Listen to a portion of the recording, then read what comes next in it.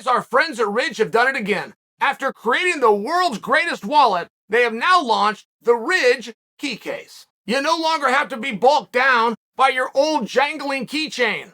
You got to try it out for yourself. Click on the link in the description below. Use the promo code Chael. That's going to get you 10% off. And look how good it goes with my Ridge wallet. The Ridge key case secures between 2 and 6 keys. It organizes your keys in a compact silhouette and folds out for easy access. There are 6 colors and styles, including carbon fiber and my favorite, burnt titanium. The Ridge team is so confident that you like it, they're going to let you test drive it for 45 days. If you don't love it, send it back, get a full refund. Go to ridge.com/Chael to save 10% today, or just click on the link below. All right, guys, huge fight coming up. Alexis Grawn is going to take on Arujo. I want to give you a full breakdown, all right? Bear with me for the next 10 minutes because... No, come on. I'm kidding. I would never talk about that. But if we can just hang in here, if we can just cling on for 18 days, UFC 280 is upon us. Have you guys looked on this card? Have you looked at the whole card? Not just the main event. And I get in this sport, we're top heavy, right? Who's the main event? And that'll let you know how the card's going to be. Well, that's going to be possibly the most talked about fight of the year. I feel like we've been talking about Islam versus Oliveira for all of 2022. That's what it feels like. Like when that fight got announced, and it was getting headlines, it was getting attention. The posters were out months longer than any other fight. That's how it feels to me. I mean, that's a pay-per-view that's been coming up, and we're talking about it in front of pay-per-views that are coming up prior. That's what it feels to me. But I'm asking if you've looked at the entire card, because a fight that I cannot wait to see, oh my goodness, is Belal Muhammad versus Sean Brady. This fight is massive, and it has massive implications. Truly. Sean Brady is completely undefeated. Belal Muhammad is a star within the division. Very hard to get a star that has name recognition, and Belal is. Reminiscent of the fact that he's done 3 main events. 3 times he has been booked in main events. And I should mention for you, he's never lost. Even the fight against Leon, he did not lose that fight. I'm just sharing for you. He's now going to... This is an undercard fight.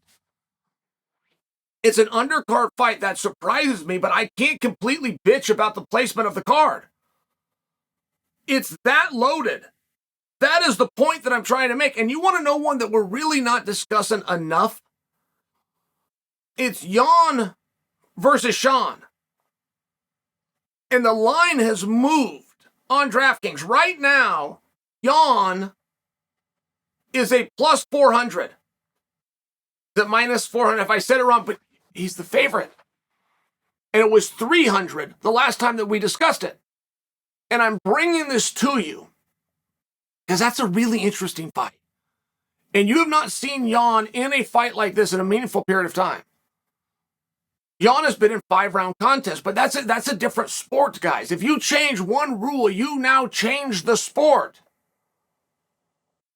Bo Nickel went almost 15 minutes in a grappling match with Gordon Ryan. Bo Nickel had a white belt. He went almost 15 minutes with Gordon Ryan.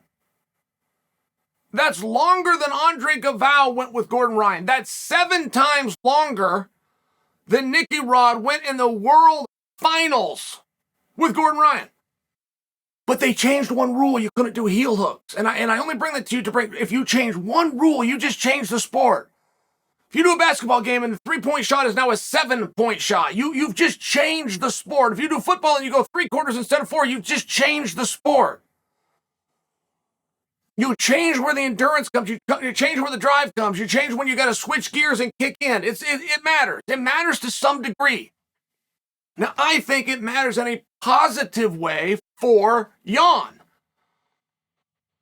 Jon does not have to play those games with himself about preserving energy, managing energy.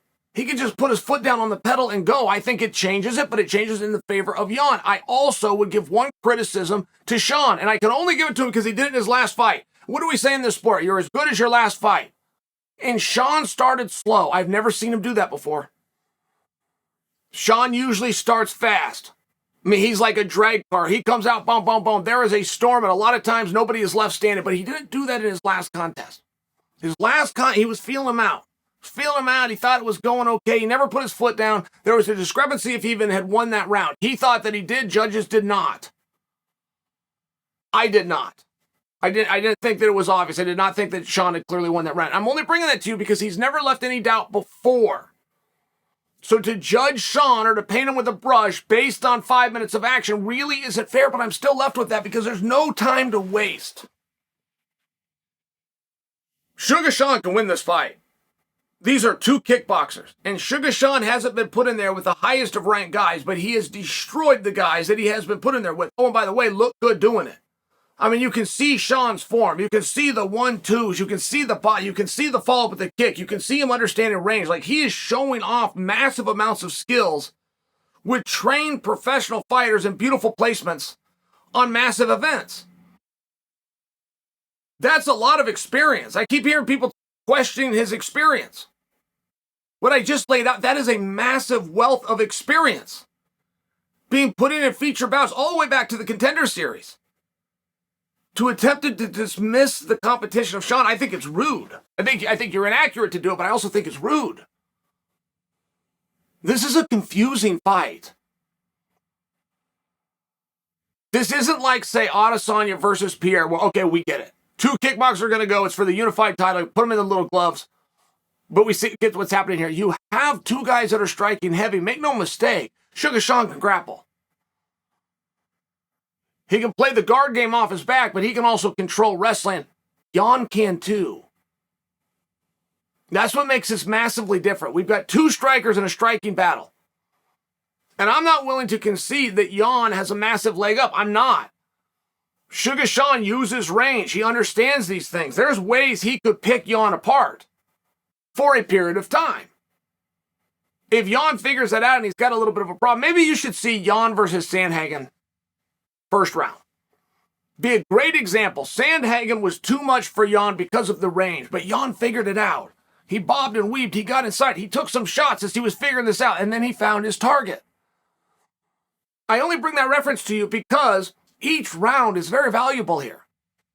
It's a 3-round fight, which Jon hasn't done in a meaningful amount of time. If one guy can come out and grab the first 2 rounds, round 3 doesn't even matter. You don't even have to beat the opponent anymore. You just got to outrun the clock. It's a very short period of time. And I think if you look at that, look at it in that aspect, you will agree with me that Suga Sean cannot go burn around. He cannot do what he did in his last fight. There's no feeling out process. He's got to go. Go win 1 and 2 and just put a mark on this thing. But Jan's going to have to mix this up too. Jan does take a little bit of while when he has those longer guys. And a lot of times, you'll always hear about a reach advantage, but tell me one time that a reach has ever been an advantage. The guy with the longer arms, first off, he looks silly walking around society. And second, it's never helped him in an ass whipping contest. I don't understand why we act like having long arms is some gift. All the things I get down on my knees and pray to God would happen to me, it would not be to have long arms. But every now and then you meet a guy that knows how to use it. And Suga Sean's one of those guys that knows how to use it. If Suga Sean can get started fast, he will pick Jan apart at first. But he's only got 3 rounds. He's only got to win 2. 4-1 spread on this thing, that's crazy.